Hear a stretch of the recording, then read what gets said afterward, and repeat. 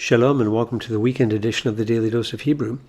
We're looking today at Jeremiah chapter 7, verse 32. We're almost at the end of the chapter, and the Lord in these verses has been explaining why his judgments against his people have been so severe. And in verse 31 we saw the horrible abomination of the people burning their own children in the fire in the valley of Topheth and Ben Hinnom as a sacrifice.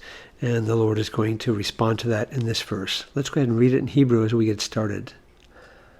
Laken hine yamim ba'im ne'om Adonai velo ye'amer od hatofet vege ven hinom ki im ge he harega v'kavru betofet me'ein makom.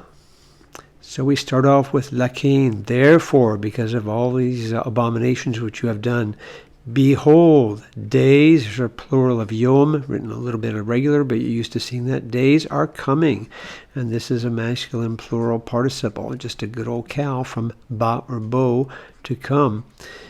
And this expression, the days are coming, declaration of Yahweh, says the Lord. This is an expression, it shows up about 20 times or so in the Old Testament, 14 of which in the book of Jeremiah. So this is a very particularly dear expression to Jeremiah. Sometimes it's showing up in terms of judgment, sometimes it's showing up in terms of great hope and promise, but it's a common Jeremiah expression, if we can say it that way. Behold, days are coming, says the Lord, and not will be said. Now, there's a negation here. Now, what do we have here? This looks like an imperfect, and it is, but it's a little bit different from what you think. It's an imperfect with just a yod in the front, nothing on the back. It's going to be a 3ms, but did you notice that it's a nifal? It's a nifal because you get this comments underneath here. You would usually find the dagesh of the nun in the first consonant, but since we have an aleph here, which is a guttural, you have to reject that, and you compensatorily lengthen the vowel. The hirek becomes a full sere here. So it's not and he will say, but it will be said. And it will not be said again, because we have the negation here. It will not be said again, hatofeth. So here's an article with the dagesh in there, Topheth, which is a proper name, and the valley of the son of Hinnom. And this is our expression we saw back in verse 31, the valley of Ben Hinnom. This is where, on the south side of Jerusalem, which became our Gehenna a little bit later on, it will no longer be said or be called Topheth or the valley of Ben Hinnom, because ki'im, now ki'im together here is a very strong adversative. On the contrary, the French would say au contraire. On the contrary, it will be called the valley of, now do you recognize this word here? Here is our hey, article on the front, and we have a noun here, but you may recognize the verbal form. This is probably one of your first verbs you may have learned when you started learning Hebrew, harag, which means to kill, to slaughter. So this is a noun derived from that verb, and it means slaughter. So it will be called the valley, this is in the construct state here, the valley of slaughter. It won't be called Topheth anymore or with a proper name.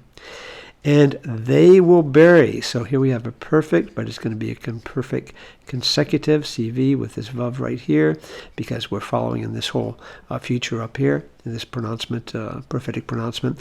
And they will bury, so this is a third common plural, and it's a kal from kavar, meaning to bury, and they will bury in, just a regular preposition, Topheth. Remember, this is the same proper noun we have over here, and they will bury in Topheth, so they will bury in that valley. They will bury, obviously, bodies. And why will they do that? Me'ein makom. Do you recognize this? Me, that's our min, and usually you'd find the nun in the dagesh, in the nun would be assimilated into a dagesh here, but once again you have ein, which is our particle of non-existence. And so you reject the dagesh, you lengthen the hirek into a sere, from not existing place, because there is no place. Now there's a couple ways you could translate the mean. I tend to think it's probably a little more causal, so because I think is a good translation. Because there is there is not existing any place. In other words, they're burying in Topheth because there's no place anywhere else. Although there's another possible way of translating that as well, as we will see. So they've been sacrificing their own children in this valley, which is an abomination. And the Lord is saying the judgment is coming upon you, and it's going to turn into a burial place for the people, as well as, unfortunately, what they did with their own children. Very, very dramatic verse here that we see. Let's go ahead and hide our work and look at a couple of translations. Actually, I'd like to look at the RSV and then the revision of the RSV, just to see a little bit what they did with it. Most of our translations are going to be pretty straightforward. There's not a whole lot else you can do with this text in Hebrew. Therefore, behold, the days are coming, says the Lord, when it will no more be called. It will no longer be said. So this is this nifal passive right here. So called is okay. It will no longer be called Topheth, or the valley of the son of Hinnom. Sometimes we just call it Gehinnom, the valley of, the valley of the son of Hinnom, Ben Hinnom. But the valley of slaughter, for they will bury in Topheth, because there is no room elsewhere, because there's no room implied anywhere else. Another revision, though, in the new RSV, they changed just a couple things. Therefore, the days are surely coming. I think that's the way they did this behold and brought it down into this idea of surely over here. That's okay, because it's something pretty definite with when you see this statement in Jeremiah, that introduction. The days are surely coming, says the Lord, when it will no more be called Topheth, or the valley of the son of Hinnom, but the valley of slaughter, for they will bury in Topheth until there is no more room. Now that's another possible way of understanding that, but it doesn't come directly from the meaning that's being used here. There is a preposition ad, which could have been used until there not being any more room.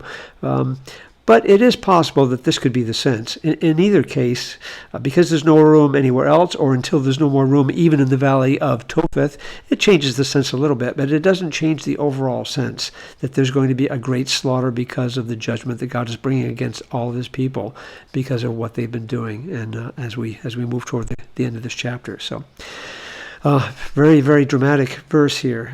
The Lord's judgment is coming. Well, there's a couple more verses we're going to look at as we round out the chapter, so check back with us soon on the weekend edition of the Daily Dose of Hebrew. Shalom.